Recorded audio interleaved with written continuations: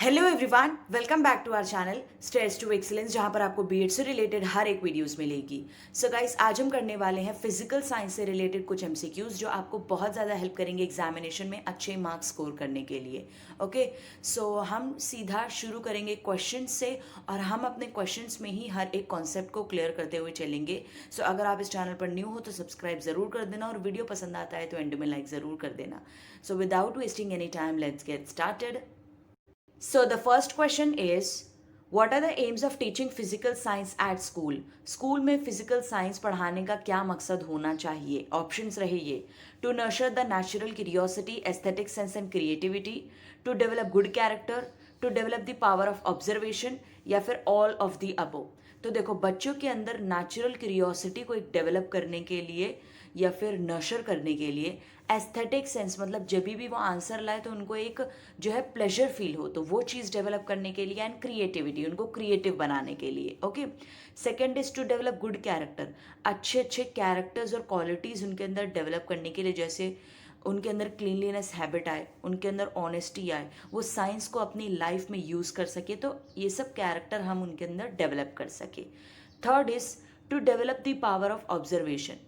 अब देखो, बच्चे जो हैं वो बहुत ही ज़्यादा क्यूरियस होते हैं कोई भी चीज़ को जानने के लिए, है ना। तो हमको क्या करना है, वही चीज़ डेवलप करना है उनके अंदर और उनको ट्रेन करना है, उनके पावर ऑफ ऑब्जर्वेशन को डेवलप करना है। तो ये सारी चीज़ हमको फिजिकल साइंस स्कूल में पढ़ा के एक बच्चों के अंदर लाना है। तो यही हमारा मकसद होता है, इसलिए हमारा आंसर आएगा option D, all of the above. Okay, second question is, aim describes dash is to be achieved and objective describes dash it is to be achieved। Options रहे ये। अब सबसे पहले एम और ऑब्जेक्टिव में डिफरेंस समझो। M जो है वो लॉन्ग टर्म गोल होता है और ऑब्जेक्टिव जो है वो शॉर्ट टर्म आउटकम होता है। ठीक है, हमारा एम हमेशा क्या 1 या 2 दिन में कंप्लीट हो जाता है? ऑब्वियसली नहीं। एम को कंप्लीट करने के लिए, अचीव करने के लिए हमें बहुत ज़्यादा टाइम लगता है। सो एम को हम मेजर नहीं कर सकते हैं, लेकिन ऑब्जेक्टिव्स को हम मेजर कर सकते हैं। एम के अंदर ही ऑब्जेक्टिव आ जाता है। एम क्या डिस्क्राइब करता है कि what is to be achieve, achieve क्या करना है, ठीक है। और ऑब्जेक्टिव डिस्क्राइब करता है कि how it is to be achieved, उसको कैसे अचीव करना है। अब क्लियर हुआ? तो यहाँ पर हमारा राइट आंसर आएगा option B, what and how. तो एम जो है हमको बताता है कि हमको अचीव करना क्या है, सबसे पहले हमारा गोल क्या है ना, तो व्हाट आएगा। एंड ऑब्जेक्टिव्स में, ऑब्जेक्टिव्स हमारा कैसे कैसे अचीव करना है, सो दैट इज ऑब्जेक्टिव। तो option B is the correct one. I hope आपको एम और ऑब्जेक्टिव में डिफरेंस समझ में आ गया होगा, ठीक है ना। Now the next question is, CCE is dash. CCE में से क्या है? ऑप्शंस रहे ये: continuous and comprehensive evaluation, continuous and comprehensive examination, curricular and co curricular evaluation, या फिर curricular and co curricular examination. So मैं आपको बता दूं, सीसीई पर मैंने ऑलरेडी वीडियो बना रखी है। अगर आपसे लिंक मिस हो गई है या आपने वीडियो नहीं देखी तो सामने आ रहे आई बटन पर लिंक आपको मिल जाएगा, आप वहां पर जाकर देख सकते हो। सीसीई को मैंने इन डिटेल एक्सप्लेन किया और उसी के साथ साथ फॉर्मेटिव और सबमिटिव असेसमेंट को भी एक्सप्लेन किया है। ओके, सो सीसीई होता है continuous and comprehensive evaluation. Continuous मतलब हम लोग को बच्चों की असेसमेंट कंटिन्यूस करनी है। कॉम्प्रिहेंसिव मतलब हम लोग को हर एक एस्पेक्ट में बच्चों की असेसमेंट करनी है, स्कोलास्टिक हो या को स्कोलास्टिक हो, दोनों एस्पेक्ट में करनी है। कैसे कर सकते हैं? को करिकुलर और करिकुलर एक्टिविटीज़ को यूज़ करके, मतलब बच्चों की हमको ऑल राउंड डेवलपमेंट करनी है। और इवैल्यूएशन मतलब बच्चों को इवैल्यूएट करना और चेक करना। तो सीसीई क्या होता है? मतलब हमको बच्चों की असेसमेंट कंटिन्यूस करनी है, और कॉम्प्रिहेंसिव मतलब बच्चों की असेसमेंट हम लोग को हर एक एस्पेक्ट में करनी है ताकि उनका ऑल राउंड डेवलपमेंट हो सके, और इवैल्यूएट करते रहना है। क्लियर हुई बात? तो option is the correct one. Now next question is, dash is a written form of demonstration of a certain level of knowledge, whereas dash is about gathering information to draw conclusion to make new prediction। Options रहे ये सारे। तो सबसे पहले हम start के एक statement को क्लियर करते हैं। Dash is a written form of demonstration of a certain level of knowledge. मतलब यहाँ पे पूछ रहा है कि इनमें से क्या है जो हमारे नॉलेज को एक रिटन फॉर्म में डेमोन्स्ट्रेट करता है। तो देखो, जब भी हम एग्जाम देते हैं तो एग्जाम हम एक रिटर्न फॉर्म में देते हैं। हमारी जो भी नॉलेज होती है हम उसको एक रिटर्न फॉर्म में लिख के दे देते हैं। क्लियर? तो ये होता है examination. So examination is a return form of demonstration of a certain level of knowledge. मतलब एक नॉलेज नॉलेज कितनी है, कौन से हद तक नॉलेज है, उसको हम लिखते हैं एक रिटर्न फॉर्म में, ठीक है। सेकंड क्या बोल रहा है, whereas dash is about gathering information to draw conclusion to make new prediction, मतलब कौन सी ऐसी चीज़ है जिसमें हम इंफॉर्मेशन को गैदर करते हैं, इकट्ठा करते हैं, सो दैट हम कोई कंक्लूजन ड्रॉ कर सके, बना सके, टू मेक न्यू प्रिडिक्शन, उसके बाद हम कोई न्यू प्रिडिक्शन कर सके। तो यहाँ पर आएगा इवैल्यूएशन। इवैल्यूएशन में बेसिकली हम क्या करते हैं, इंफॉर्मेशन को गैदर करते हैं, बच्चों की इंफॉर्मेशन को गैदर करते हैं ताकि हम कोई भी कंक्लूजन पर आ सके कि उनको कितनी नॉलेज हुई, कितना उनको थ्रू आउट ईयर समझ में आया, ठीक है, या फिर इंस्ट्रक्शन देने के बाद उनको कितना समझ में आया। ये चीज़ हम इंफॉर्मेशन गैदर करने के बाद कंक्लूड करते हैं और फिर प्रेडिक्ट करते हैं कि क्या चीज़ उनको अब समझानी है या नहीं समझानी है, या फिर कैसे मेजर्स लेने हैं, ठीक है। तो ये होता है examination and evaluation. So the option B is the correct one. I hope it's clear now. Next question is which of the following is true about project method, इनमें से कौन सा स्टेटमेंट सही है प्रोजेक्ट मेथड को लेकर। Options रहेंगे, it is impractical, it promotes the coordination of the physical and mental activities of the child, it makes the learner passive, या फिर it is teacher centred activity. तो देखो, प्रोजेक्ट मेथड में teacher बच्चों को एक प्रोजेक्ट दे देती है जिसमें वो आपस में मिलकर काम करते हैं। तो ऑप्शन ए क्या बोल रहा है, इट इज़ इम्प्रैक्टिकल। तो ऑब्वियसली प्रोजेक्ट मेथड इम्प्रैक्टिकल नहीं होता है, प्रैक्टिकल होता है। बच्चे जो है वो करके सीखते हैं, लर्निंग बाय डूइंग होती है, और लर्निंग बाय लिविंग ऑल्सो, ठीक है। वो वहाँ पर जीते हैं उस चीज़ में, उसको इंजॉय करते हैं और सीखते हैं। So it is practical. Second is it promotes the coordination of the physical and mental activities of the child. So yes, project method क्या करता है, बच्चों के फिजिकल और मेंटल एक्टिविटीज़ को दोनों को अच्छे से जो है कोऑर्डिनेट करता है। तो वो कोऑर्डिनेशन को प्रमोट करता है, वहाँ पर वो फिजिकली भी बहुत ज़्यादा हरकत करते हैं, काम करते हैं, और वो चीज़ सोचते भी हैं कि किसको कैसे करना है। तो यहाँ पर दोनों ही डेवलपमेंट होता है, दोनों के बीच में बहुत ही अच्छी कोऑर्डिनेशन होती है, जो कि प्रोजेक्ट मेथड उस चीज़ को प्रमोट करता है। सो यहाँ पर हमारा ऑप्शन आएगा ऑप्शन बी। ओके, ये करेक्ट है। थर्ड क्या बोल रहा है, it makes the learner passive, बच्चों को ये पैसिव बना देता है। बिल्कुल भी नहीं, बच्चे यहाँ पर पैसिव नहीं बल्कि एक्टिव होते हैं, एक्टिवली इन्वॉल्व होते हैं। और लास्ट क्या बोल रहा है, it is teacher centred activity. तो ये टीचर सेंटर्ड एक्टिविटी नहीं है, ये पीपल सेंटर्ड एक्टिविटी है, स्टूडेंट सेंटर्ड एक्टिविटी है, जहाँ पर बच्चे जो हैं वो सेंटर पॉइंट पे होते हैं, ठीक है ना। तो बात समझ में आई प्रोजेक्ट मेथड क्या है। और हाँ, एक और इन्फॉर्मेशन मैं आपको दे दूँ, प्रोजेक्ट मेथड जो है वो विलियम हर्ड किलपैट्रिक ने दिया है, जिसको WH किलपैट्रिक के नाम से भी जाना जाता है, ठीक है। उनका नाम है WH किलपैट्रिक। आपको MCQs में पूछ सकता है कि प्रोजेक्ट मेथड को किसने डेवलप किया है। सो आप लिख के रख लीजिए, WH किलपैट्रिक ने जो है इसको डेवलप किया है, और वो स्टूडेंट्स के पॉइंट ऑफ व्यू को बहुत ज़्यादा इंपॉर्टेंस देते थे, इसलिए उन्होंने ये चीज़ डेवलप की है। क्लियर हुआ। Next question is the classification of cognitive domain was presented by Benjamin Bloom in the year dash, मतलब बेंजामिन ब्लूम ने जो अपनी टेक्सोनॉमी दी थी कोग्निटिव डोमेन पर, वो कौन से ईयर में दी थी। ऑप्शंस रहे ये 1955, 1956, 2000 या फिर 2001। तो देखो, बेंजामिन ब्लूम ने दी थी वो टेक्सोनॉमी 1956 में, ठीक है। Option B is the correct one. और वही टेक्सोनॉमी को रिवाइज किया था, मतलब उसमें कुछ मॉडिफिकेशन लाके फिर से वो टेक्सोनॉमी को प्रेजेंट किया था एंडरसन एंड क्रैटहॉल ने 2001 में, ठीक है। तो ये सारी चीज़ आपको याद रखना है। ओरिजिनल टेक्सोनॉमी किसने दी थी, बेंजामिन ब्लूम ने, कौन से ईयर में, 1956 में। और वही टेक्सोनॉमी को रिवाइज किसने किया था, एंडरसन एंड क्रैटहॉल ने, और कब किया था, 2001 में। समझ में आया। तो यहाँ पर ऑप्शन क्या है right, option B. Now the next question is which of the following is the third step in the problem solving method? Problem solving method में तीसरा स्टेप इनमें से क्या है, ऑप्शंस रहे ये। तो देखो, सबसे पहला स्टेप जो है वो है identifying and defining the problem, मतलब जो भी टीचर बच्चों को प्रॉब्लम देती है उनको क्या करना है, क्लियरली आइडेंटिफाई करना है, पहचानना है, और फिर डिफाइन करना है, ठीक है। ये करने के बाद उनका सेकंड स्टेप रहेगा एनालाइजिंग द प्रॉब्लम। उनको प्रॉब्लम को एनालाइज करना है कि क्या चीज़ दिया हुआ है, क्या चीज़ फाइंड आउट करना है। एनालाइज करने के बाद उनका थर्ड स्टेप रहेगा फॉर्मुलेशन ऑफ हाइपोथेसिस, मतलब ये प्रॉब्लम क्यों आया, कैसे आया। तो ये चीज़ आता है फॉर्मुलेशन ऑफ हाइपोथेसिस में। So this is the third step and the answer is option A, formulation of hypothesis. Okay, fourth step आ जाता है टेस्टिंग द हाइपोथेसिस। अब जो भी उन्होंने फॉर्मूला लगाया या सोचा उसको वो टेस्ट करेंगे, ठीक है, कि सही है या नहीं, ठीक है। Now the next and last step is verification of the result, जिसमें वो वेरीफाई करेंगे और टीचर तभी ही वेरीफाई करेगी जब उनका आंसर सही होगा, कंक्लूजन के साथ वो देंगे। क्लियर है? तो ये था प्रॉब्लम सॉल्विंग मेथड। और हमारा थर्ड स्टेप है formulation of hypothesis. Now the next question is which of the following is the demerit of lecture come demonstration method.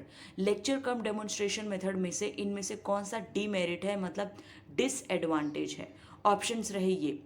तो यहाँ मैं आपको बता दूं, लेक्चर कम डेमोन्स्ट्रेशन मेथड जो है कॉम्बिनेशन है लेक्चर मेथड और डेमोन्स्ट्रेशन मेथड का। लेक्चर कम डेमोन्स्ट्रेशन मेथड में टीचर लेक्चर भी डिलीवर करते रहती है और साथ ही साथ डेमो भी देती हुई चलती है, ठीक है। तो अब ये मेथड में कौन सा एक डिमेरिट है, डिसएडवांटेज है। ऑप्शंस में सबसे पहला क्या बोल रहा है, इट एक्टिवेट स्टूडेंट्स अटेंशन, ये बच्चों के अटेंशन को एक्टिवेट कर देता है। तो ये डिसएडवांटेज नहीं है, ये तो एडवांटेज है, बच्चों के अटेंशन को एक्टिवेट कर देता है, तो ये एडवांटेज हुआ है ना।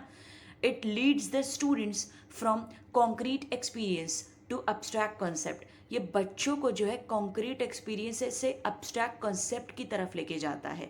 हम बच्चों को जब डेमो दिखाएंगे तो वो क्या हो जाता है, कॉन्क्रीट थिंग है ना, बच्चे उसको देख सकते हैं, छू सकते हैं, तो वो क्या है, कॉन्क्रीट थिंग है। तो यहाँ पर हम बच्चों को अब्स्ट्रैक्ट कॉन्सेप्ट सिखा रहे हैं थ्रू कॉन्क्रीट थिंग। तो ये बच्चों को कैसे लीड करता है, कॉन्क्रीट एक्सपीरियंस से अब्स्ट्रैक्ट कॉन्सेप्ट की तरफ। अब समझ में आया? तो ये भी एक एडवांटेज है। Third is save money and time, provide more information in less time. तो देखो यहाँ पर पैसा भी बचता है, टाइम भी बचता है और ज़्यादा से ज़्यादा इन्फॉर्मेशन एक टीचर कम से कम समय में दे सकती है। ऑब्वियसली जब वो डेमो को यूज़ करेगी अपना लेक्चर डिलीवर करते वक्त, तो वो बहुत सारी ऐसी चीज़ को एक्सप्लेन कर सकती है थ्रू डेमो, जो वो सिर्फ और सिर्फ लेक्चर मेथड से एक्सप्लेन नहीं कर सकती, जो डिफ़िकल्ट हो जाता है। तो हम ज़्यादा से ज़्यादा इन्फॉर्मेशन यहाँ पर कम से कम समय में दे सकते हैं, प्रोवाइड कर सकते हैं, तो ये भी एक एडवांटेज है। लास्ट क्या है, learners only observe the demonstration. तो यहाँ पर बच्चे जो है वो सिर्फ और सिर्फ डेमो को ऑब्जर्व कर सकते हैं, देख सकते हैं, वो खुद नहीं कर सकते हैं, वो खुद एक्सपेरिमेंट परफॉर्म नहीं कर सकते हैं। तो यहाँ पर लर्निंग बाय डूइंग नहीं होती है। Lecture come demonstration method learning by doing को प्रमोट नहीं करता है, तो ये हमारा एक डिसएडवांटेज है ये मेथड का। समझ में आया? So here the option D is the correct one. Okay, now next question पे चलते हैं। Now the next question is in micro teaching technique teachers gesture movement and voice are the dash. Options रहे ये, introduction skill, skill of probing question, skill of explanation या फिर skill of stimulus variation. तो देखो सबसे पहले micro teaching होता क्या, उसको समझो। माइक्रो मतलब छोटा, टीचिंग मतलब पढ़ाना। तो हम लोग को क्या करना है, जो भी हम पढ़ा रहे हैं उसको कम से कम समय में छोटा करके पढ़ाना है।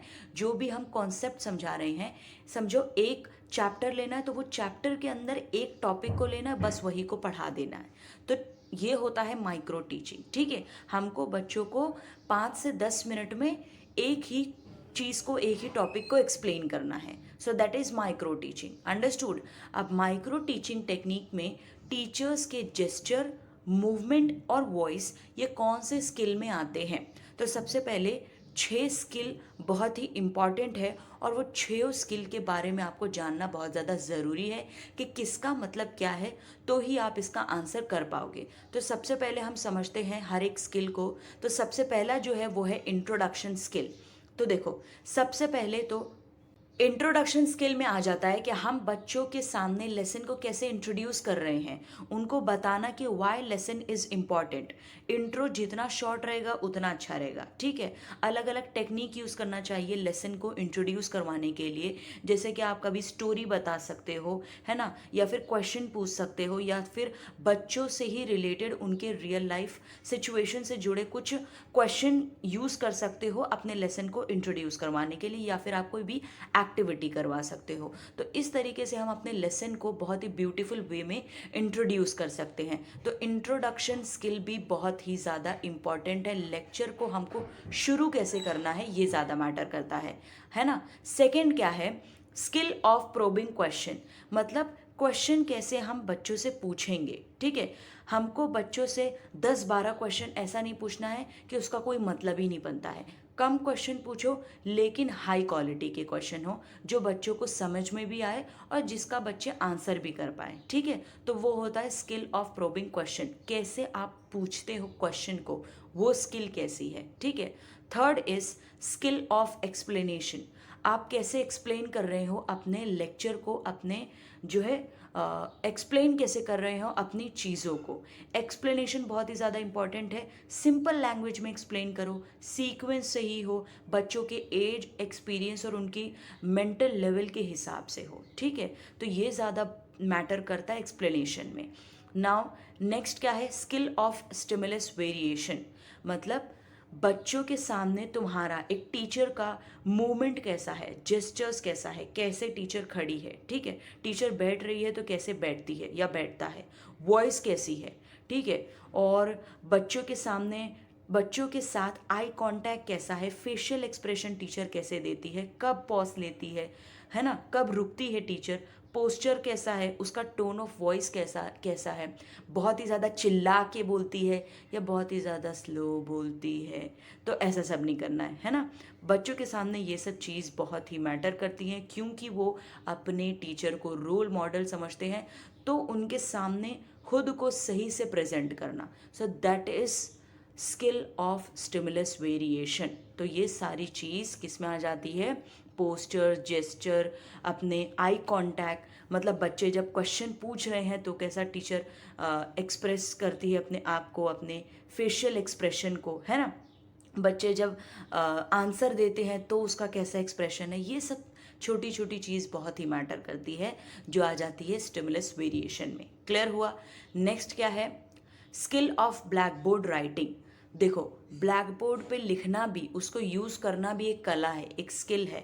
हर कोई, हर एक टीचर ब्लैक बोर्ड को सही से यूज़ नहीं कर पाता है, तो उस पर लिखना भी एक कला है, ठीक है। अब देखो, मेन पॉइंट्स को कैसे हाईलाइट करते हैं वो बहुत ज़्यादा ज़रूरी है, साइज़ बहुत ज़्यादा ज़रूरी है। कोई मेन पॉइंट्स को बहुत ही ज़्यादा बड़े में लिख दिया और नीचे जो है वो बहुत ही शॉर्ट में लिख दिया, तो ऐसे नहीं। हर एक चीज़ को प्रॉपर जो है साइज़ में लिखो, अलाइनमेंट सही हो, करेक्टनेस बहुत ज़्यादा ज़रूरी है, आपकी खुद की स्पेलिंग गलत नहीं होनी चाहिए, ये ध्यान में रखना बहुत ज़्यादा ज़रूरी है क्योंकि बच्चे वही कॉपी करते हैं जो टीचर लिखती है ना। तो खुद के भी जो है करेक्टनेस को देखना ज़रूरी है और पोजीशन ऑफ द टीचर भी बहुत ज़्यादा ज़रूरी है। लिखते वक्त टीचर का पोजीशन कैसा होना चाहिए, ऐसा पोजीशन ना हो कि बच्चों को पीछे से दिखे ही ना, ठीक है। इस तरीके से लिखे कि हम ब्लैक बोर्ड पर लिख भी सके और बच्चे जो है देख भी सके। पूरे स्पेस को यूटिलाइज करना ज़्यादा ज़रूरी है। ब्लैक बोर्ड पे जितना भी स्पेस अवेलेबल है उसको प्रॉपर और सही वे में, ब्यूटीफुल वे में उसको यूटिलाइज करो। ओके, सो ये होता है skill of black board writing. और लास्ट है हमारा स्किल ऑफ अचीविंग क्लोजर। आप अपने लेसन को कैसे ख़त्म करते हो, कैसे फिनिश करते हो, कैसे समराइज करते हो। क्वेश्चन पूछ सकते हो आप बच्चों से, जो है कितना हमने समझा उस चीज़ को आप लिंक कर सकते हो, ठीक है। तो ये सारी चीज़ आ जाता है अचीविंग क्लोजर में। तो ये भी एक स्किल है कि आप अपने लेसन को समराइज कैसे करते हो। तो ये 6 स्किल आई होप आपको समझ में आया होगा। तो यहाँ पर हमारा क्वेश्चन है, टीचर के जेस्चर, मूवमेंट और वॉइस कौन से स्किल में आते हैं, तो आते हैं स्किल ऑफ स्टिमुलस वेरिएशन में। Option D is the correct one. I hope it's clear now. Now the next question is, what are the qualities of good science teacher. एक साइंस टीचर की अच्छी क्वालिटीज़ इनमें से क्या है, options रहे ये। A science teacher must have practical knowledge of the child psychology and the process of learning. मतलब एक टीचर को, एक साइंस टीचर को बच्चों की साइकोलॉजी के बारे में प्रैक्टिकल नॉलेज होना चाहिए। अब देखो, एक माँ और एक टीचर अपने बच्चों को बहुत ही अच्छी तरीके से समझती है। क्यों बोला जाता है ऐसा, उनकी साइकोलॉजी को बहुत ही जल्दी से पकड़ लेती है। कोई भी चीज़ हो वो टीचर या माँ बहुत ही अच्छे से समझ जाती है कि मेरा बच्चा झूठ बोल रहा है या सच बोल रहा है या इसको किस चीज़ की ज़रूरत है। तो वो चीज़ के बारे में नॉलेज होना एक टीचर को बहुत ज़्यादा ज़रूरी है। Clear. A science teacher must be trend in modern methods and techniques of science. एक टीचर को मॉडर्न मेथड्स और टेक्निक्स में बहुत ज़्यादा इन्फॉर्मेशन होनी चाहिए, उस चीज़ में वो ट्रेन होनी चाहिए। मतलब ट्रेडिशनल फॉर्म ऑफ टीचिंग के साथ साथ उसको एडवांस मेथड भी आना चाहिए, अलग अलग टेक्निक्स भी आने चाहिए, ठीक है। A science teacher must have basic academic requirements. एक स्कूल में जितने रिक्वायरमेंट की ज़रूरत है एक टीचर को उतना होना ही चाहिए, जैसे बीएससी बीएड है या बीकॉम बीएड है, ठीक है। तो इस तरीके से उसका रिक्वायरमेंट होना चाहिए, उतना बेसिक एकेडमिक रिक्वायरमेंट एक टीचर का कंप्लीट होना चाहिए। तो ये ऑल ऑफ दी अबो हमारा आंसर आएगा, क्योंकि ये सारी क्वालिटीज़ एक टीचर के अंदर होनी ही चाहिए, ठीक है। The next question is dash testing means to identify the problem areas. कौन से टेस्ट को यूज़ करके हम प्रॉब्लम एरियाज को आइडेंटिफाई कर सकते हैं? ऑप्शंस रहे ये रेमेडियल, डायग्नोस्टिक, एसे या फिर ऑब्जेक्टिव टाइप। तो देखो ये मैं एक एग्जाम्पल के ज़रिए इसका आंसर बताना चाहूँगी। सबसे पहले अगर हम डॉक्टर के पास जाते हैं तो डॉक्टर क्या हमें देखते के साथ ही दवाई लिख के दे देता है? ऑब्वियसली नहीं, पहले हमें देखता है, चेक करता है, हमसे बात करता है, हमसे पूछता है कि सर्दी है, खांसी है, क्या है, ठीक है। सारा चीज़ चेक करने के बाद वो हमें प्रिस्क्रिप्शन लिख के देता है, ठीक है। तो सबसे पहले वो क्या कर रहा है? डायग्नोस कर रहा है। डायग्नोस मतलब चेक कर रहा है। तो इसी तरीके से एक टीचर को भी बच्चों को डायग्नोस करना है, चेक करना है कि प्रॉब्लम किधर है, ठीक है, प्रॉब्लम आइडेंटिफाई करना है। तो डायग्नोस्टिक टेस्टिंग से हम आइडेंटिफाई कर सकते हैं कि प्रॉब्लम क्या है। तो यहाँ पर आंसर क्या आएगा? Diagnostic testing. और फिर रेमेडी देंगे कि करना क्या है, ठीक है। जो भी प्रिस्क्रिप्शन डॉक्टर लिख के दे देता है वो क्या होता है? रेमेडी होता है कि हम उससे ठीक हो जाते हैं। तो इसी तरीके से एक टीचर को भी फिर रेमेडी तैयार करना है कि करना कैसे है, कैसे उस प्रॉब्लम को सॉल्व करना है, हल करना है। बात समझ में आई? Next question is what are the characteristics of a good test. एक गुड टेस्ट की, अच्छे टेस्ट की कैरेक्टरिस्टिक्स इनमें से क्या है? ऑप्शंस है a good test must possess a very high validity, it must have a high reliability, it must have a high objectivity या फिर ऑल ऑफ द अबो। अब आप सोच रहे होंगे वैलिडिटी, रिलायबिलिटी, ऑब्जेक्टिविटी है क्या? तो हम इसको समझते हैं एक एक एग्जाम्पल से। सबसे पहले अगर मैं बात करूं वैलिडिटी की, तो अभी एक पेपर होने वाला है 31 जनवरी 2021 को सीटेट का, ओके। जो भी सीटेट दे रहे होंगे उनको मालूम होगा। सीटेट के पेपर में क्या पूछते हैं? चाइल्ड डेवलपमेंट पेडागोजी आता है, जो भी लैंग्वेज जिसने सेलेक्ट किया है उससे रिलेटेड क्वेश्चंस आते हैं, ठीक है। हमारी टीचिंग एप्टीट्यूड से रिलेटेड ये पेपर होता है। तो अगर इसमें टीचिंग एप्टीट्यूड से रिलेटेड क्वेश्चंस ना पूछते हुए अगर करंट अफेयर्स पूछ ले, जनरल अवेयरनेस पूछ ले, तो क्या होगा? मतलब ये टेस्ट वैलिड नहीं है।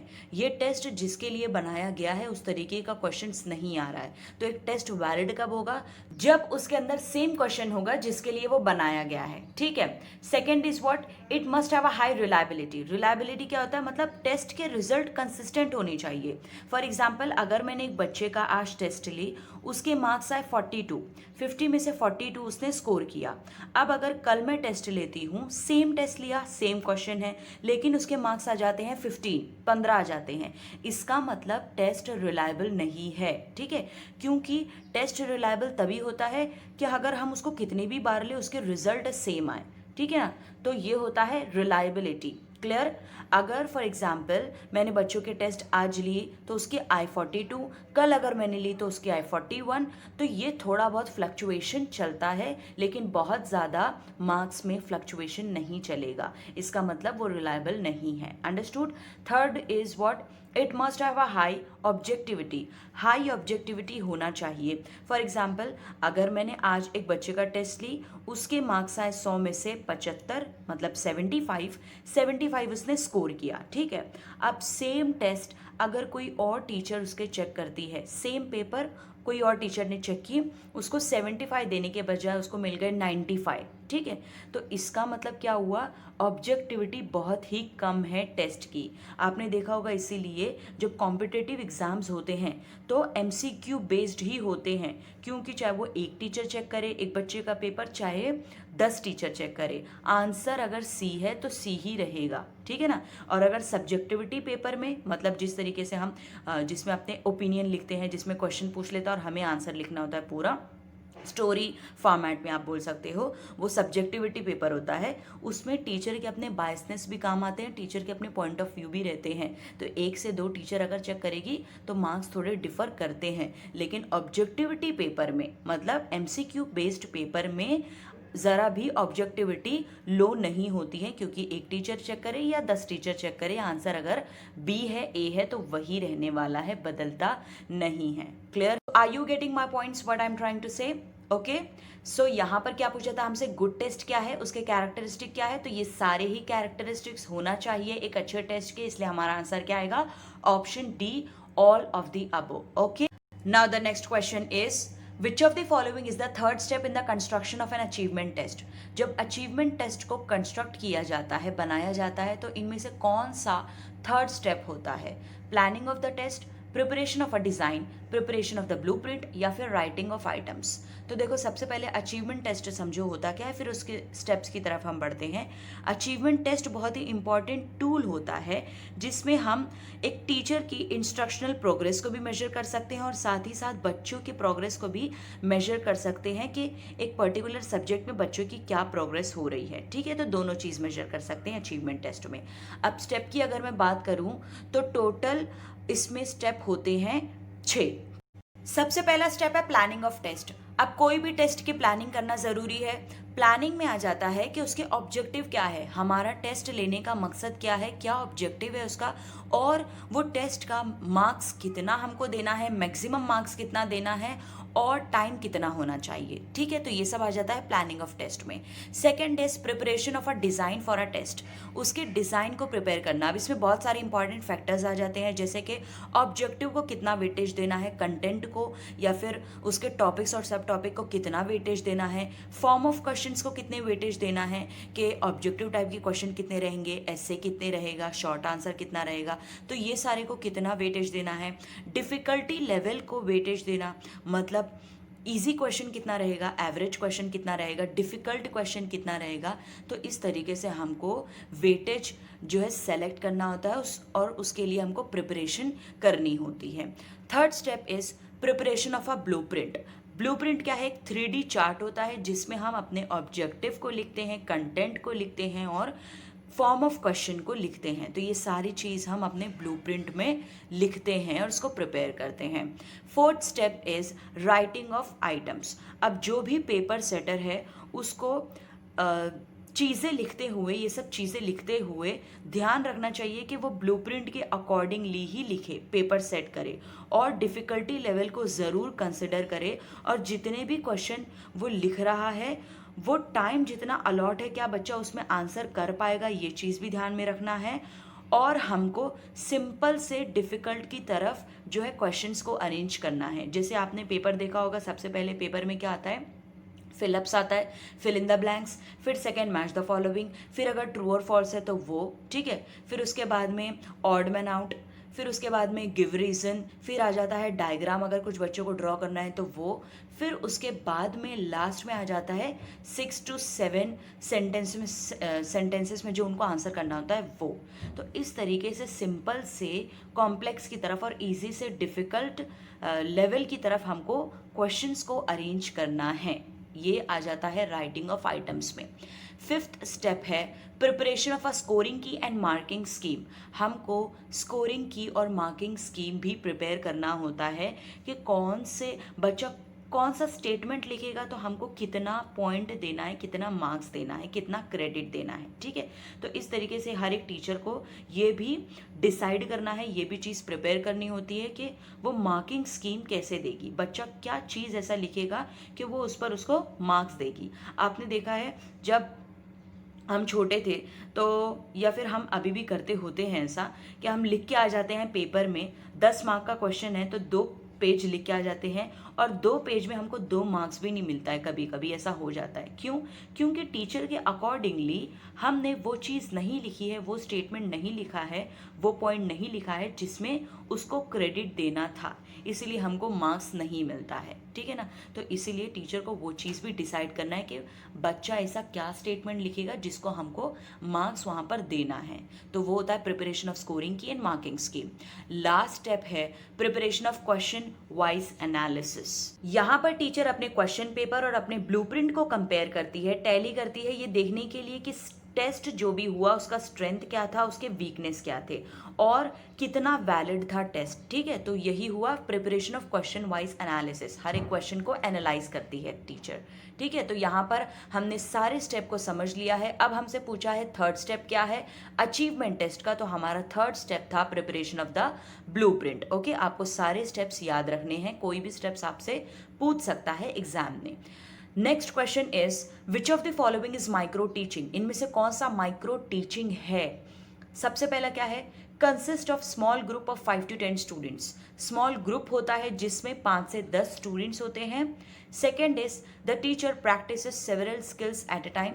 एक टीचर एक ही स्किल पर प्रैक्टिस करती है, फोकस करती है, इमीडिएट फीडबैक भी उसको यहाँ पर मिल जाता है और ये टीचर के अंदर के कॉन्फिडेंस को बिल्कुल भी डिक्रीज नहीं करता है बल्कि टीचर के कॉन्फिडेंस को बढ़ा देता है माइक्रो टीचिंग। ठीक है, तो यहाँ पर बी, सी और डी तीनों ही गलत है। जो हमारा माइक्रो टीचिंग से रिलेटेड करेक्ट ऑप्शन है वो है ऑप्शन ए, इसमें 5 से 10 स्टूडेंट होते हैं। ठीक है, now the next question is which of the following is are the advantage of lesson planning. Lesson planning का इनमें से कौन सा एडवांटेज है, ऑप्शंस रहे ये।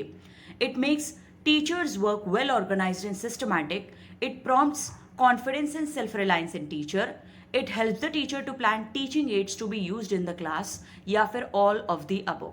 अब देखो, लेसन प्लान हम क्यों करते हैं, ताकि एक टीचर का जो काम है वो ऑर्गेनाइज्ड रहे और सिस्टमैटिक वे में चले। तो ऑप्शन ए करेक्ट है। Second is it prompts confidence and self reliance in teacher, मतलब एक टीचर के अंदर ये कॉन्फिडेंस लाता है। सेल्फ रिलायंस मतलब टीचर को इंडिपेंडेंट बनाता है। ठीक है, ऑप्शन बी भी करेक्ट है। Third is it helps the teacher to plan teaching aids to be used in the class. एक टीचर को हेल्प करता है कि टीचिंग एड्स यूज कैसे करना है, क्या यूज करना है, कौन से कंटेंट के लिए कौन सा टीचिंग एड्स एक टीचर को प्लान करना है, उसके लिए भी हेल्प करता है।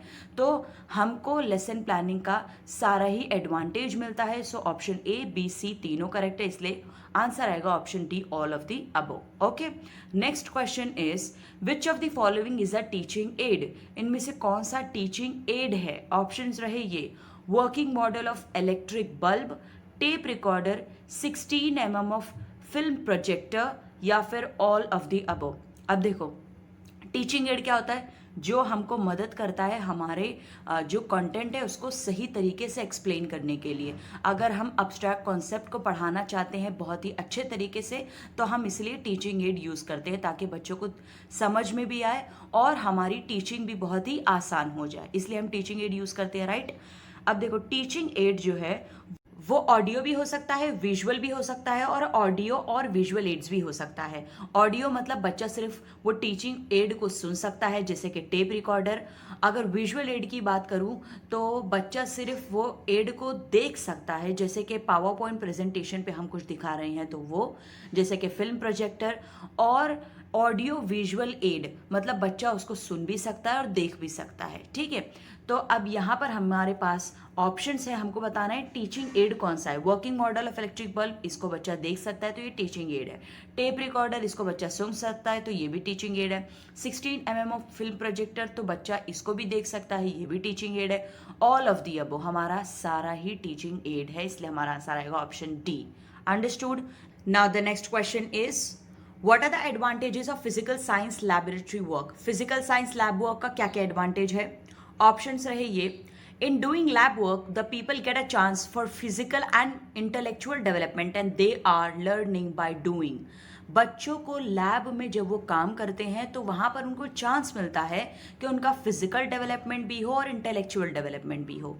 ऑफ कोर्स उनके सामने हर एक इंस्ट्रूमेंट रहता है, तो यहाँ पर उनका इंटेलेक्चुअल डेवलपमेंट बहुत अच्छी तरीके से होता है, और क्योंकि वो सब कुछ अपने हाथों से करते हैं तो वहाँ पर उनका फिजिकल डेवलपमेंट भी हो रहा है। ठीक है, and they are learning by doing, मतलब वो सीख रहे हैं करके, है ना। They are learning by doing, वो करके सीखते हैं, तो यहाँ पर ये एडवांटेज है।